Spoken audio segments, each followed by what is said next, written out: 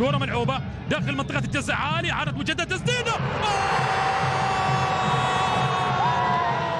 فعلها المريخ، والنقص يولد قوة مريخية يفعلها المريخ. كلتشي يفعلها، وياتي كلتشي بأولى الأهداف، يضغط على الكلتش ويضعها في المرمى. كلتشي يضعها في المرمى لصالح نادي المريخ.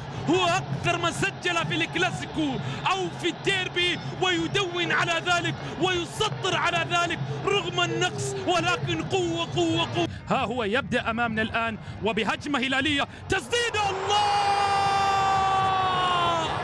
يا الله يا سادومبا، يفعلها الساسا ويأتي بالهدف الأول، ويأتي الرد الهلالي